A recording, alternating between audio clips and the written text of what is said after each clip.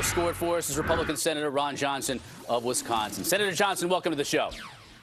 Hello, Chris. Thanks for having me on. All right, what do you make of what I call scare tactics, what I deem scare tactics? And it comes from both the left and the right. It comes oftentimes from the media as well, where voters or just the American people are really influenced one way or another by unrealistic comments, from, particularly when it comes from politicians.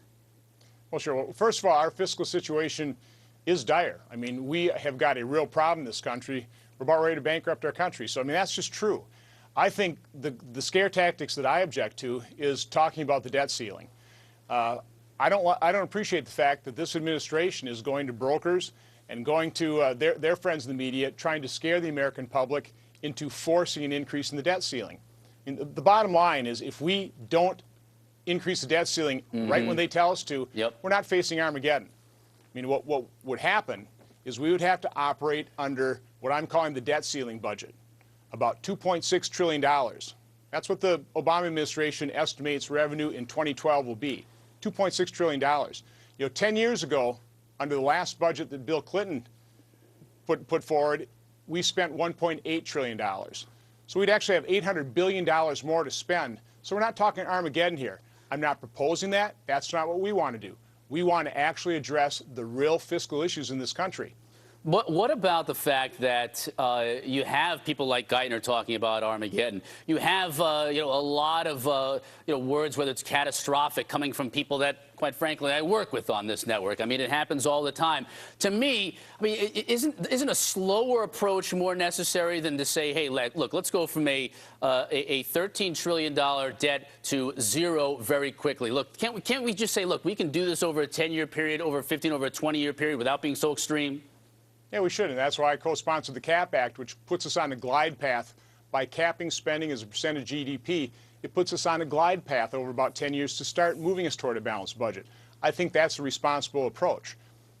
What about the talk about, I think the Democrats actually right now are very smart in pitting. They found almost like a weak spot, if you will, on the tax breaks and the subsidies for oil companies. And I think they're really targeting this as a way to, really pit big money against those who are against the elderly. I mean, it almost literally is that way. It's Medicare. It's those who want to cut Medicare while at the same time giving big tax breaks to big oil. And I think they've really hit on something here that really strikes a tone with the American people. How do you defend that or combat that talking?